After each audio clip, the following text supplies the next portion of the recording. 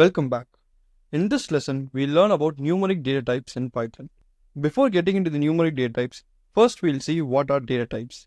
Data types are nothing but these are some formats how we can store data in a particular programming language. So in each and every programming language, we have different data types.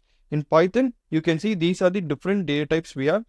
We have like numeric, boolean, sequential, sets, dictionaries. Like this, there are different data types are there. So first we'll learn about numeric data types in Python. So if you want to store any numeric value in Python, there are three different data types we can use to store a numeric value. So one is integer, the next one is float, the third one is complex. First we'll see about integer data type. I'll create a variable r is equal to 10 and now I'll print the value r. So I'll run it. I'm getting the output as 10. Now if I want to find out what data type my variable r belongs to, we can use the type function and then easily find out. So I'll say print type of r. So this type function will give what data type my variable belongs to. Now if I run, I'm getting the output as class int. So int stands for integer data type. Integers are nothing but from minus infinity to plus infinity, any number without a decimal point, those are considered as integers in Python.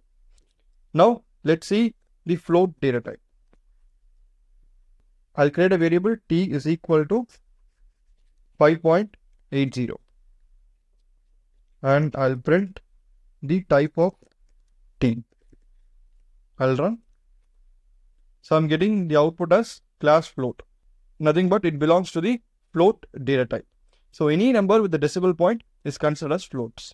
So let's say instead of 5.80, I'll say 5.0. We know that 5 and 5.0 both are same. But in Python, when we have a decimal point, it will automatically consider it as float. So I'll again run. The output is float. So 5.0 is considered as a floating point value. Next, we'll see about the complex data type. So complex numbers are nothing but it has a real part and an imaginary part. I'll create a complex number. K is equal to 4 plus 7j.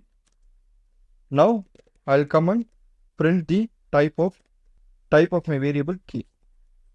So the output is class complex.